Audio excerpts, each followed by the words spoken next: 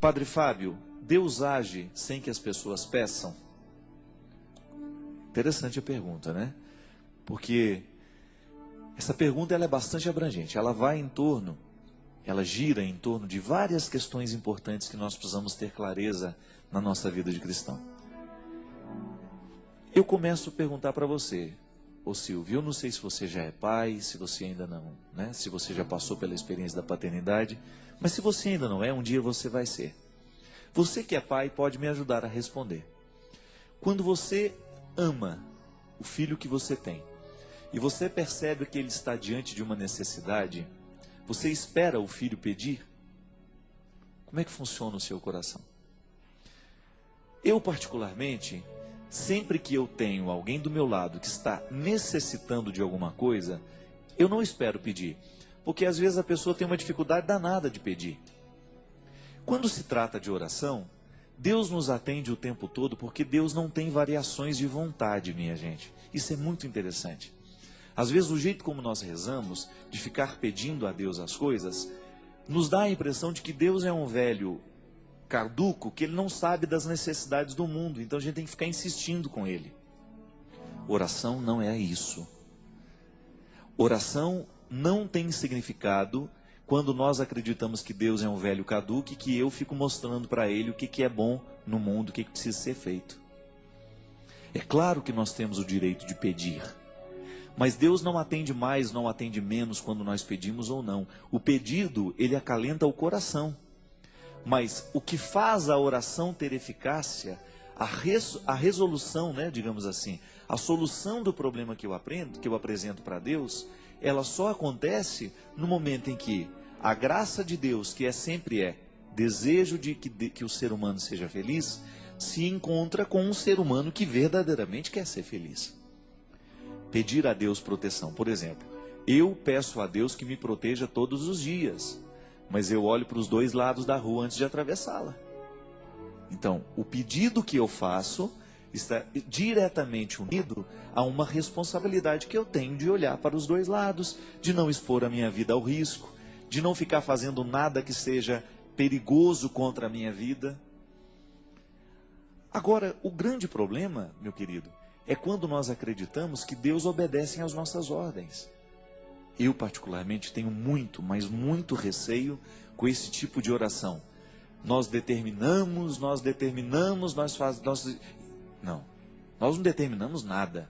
Nós pedimos. Se vai acontecer ou não, vai ser fruto do que Deus já nos concedeu com o encontro da vontade humana. Mesmo porque o jeito de rezar, ele pode gerar ateísmo. Se eu peço, por exemplo, para que Deus acabe com a fome na Somália, mas eu não faço nada para terminar a fome na Somália, Deus fica desmoralizado. Porque como é que Deus pode exterminar a fome de um povo, senão pela própria mobilização do povo? Ou daqueles governantes que são responsáveis por criar uma vida mais digna e mais humana para aquele país? Deus fica desmoralizado, porque a gente pede, a gente faz o nosso pedido, mas a gente não faz a nossa parte. Então, Deus faz sem que a gente peça? Faz. Deus está sempre atento para a necessidade humana. Nós pedimos porque é bom formular o que a gente precisa. Mas ao formular o que a gente precisa, a gente não pode ter aquela sensação de que nós estamos dando ordens a Deus. Não. Ninguém tem autoridade para dar ordens a Deus. O que a gente faz, gente, é através de uma atitude humana determinar que a bondade de Deus encontrará lugar no nosso coração. É aquela velha história do bom samaritano.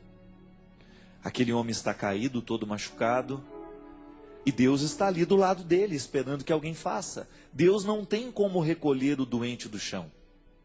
Deus tem como dar a saúde, mas aquela atitude de recolher o doente do chão, ela tem que ser humana. Passa um sacerdote, finge que não viu. Passa um levita, finge que não viu. Até que passa um samaritano. Passa um samaritano, ele se compadece e ele faz aquilo que Deus queria que o sacerdote fizesse, que o levita fizesse, mas que ninguém fez. E interessante que o dono da pensão também tem um papel primordial na solução do problema daquele que está caído. Outro dia eu estava vendo um professor dizendo, um professor de filosofia, que a quantia que ele deixa para pagar não é nada perto do que verdadeiramente custaria cuidar daquele doente. Então o samaritano, ele faz uma caridade, mas o dono da pensão está fazendo também. Porque o dono da pensão é que vai cuidar daquele rapaz que está ali caído. Então veja bem, não adianta eu ficar ajoelhado do lado do doente falando, oh meu Deus, cura a doença dessa criatura, se eu não pego e não levo ao médico. Então pedir não é o suficiente. Há uma ação, um desdobramento que nasce do pedido que eu faço. Cada vez que nós professamos a fé na providência de Deus, nós estamos professando também a fé na responsabilidade humana.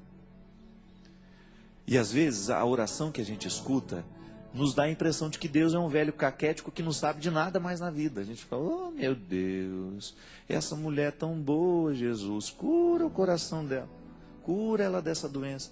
Como se Jesus não soubesse que ela é uma pessoa boa, como se Jesus, né? Como se eu soubesse e Deus não. Então a gente tem que pedir, porque faz bem ao nosso coração. Mas no momento que a gente pede, a gente tem que se comprometer com a parte do milagre que só nós poderemos fazer.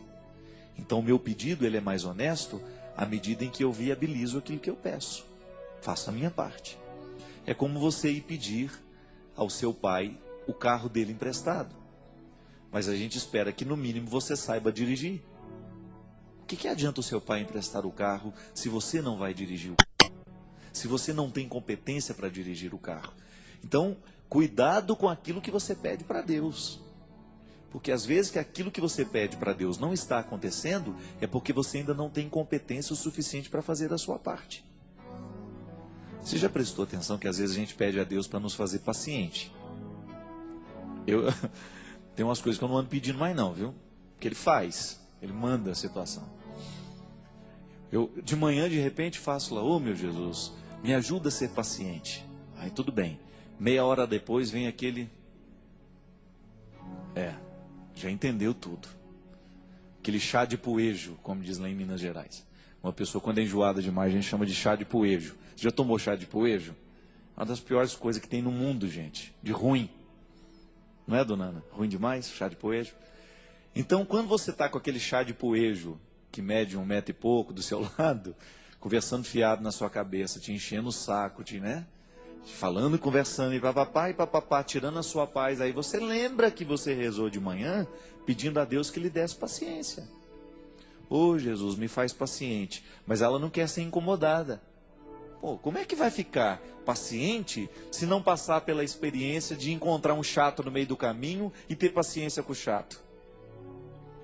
Aí depois pede a Deus, ô meu Jesus, me faça generoso, tá certo? Mas aí você começa a esbarrar nos pobres toda hora.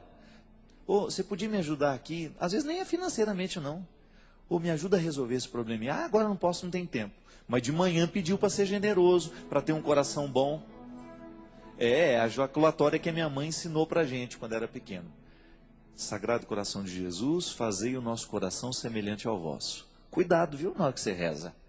Cuidado com o que você pede para Deus, porque Ele faz e às vezes não acontece, é porque você ainda não teve coragem de colocar a sua parte na história. Que dá trabalho mesmo, gente. Oração é via, vai e vem.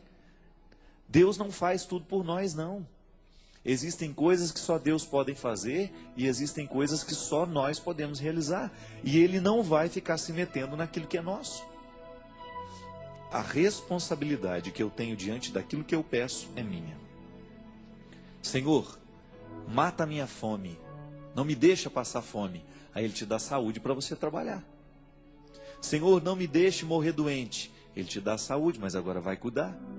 Senhor, me faça paciente. Ele te dá um chato de galocha para você ter paciência com ele e exercitar-se. Senhor, me faça generoso. Ele vai colocar um monte de pobre, de gente necessitada do seu lado, e você vai ter que reagir diante do que você rezou. Então, Deus faz quando a gente não pede? Faz. Faz quando a gente pede? Faz também. Só que tem um detalhe. Em tudo que Ele faz, sem que a gente peça ou quando a gente pede, Ele vai nos pedir uma outra parte daquilo que a gente rezou. Se a gente pediu a Ele, pode ter certeza que Ele também vai pedir alguma coisa para nós, porque é via de mão dupla.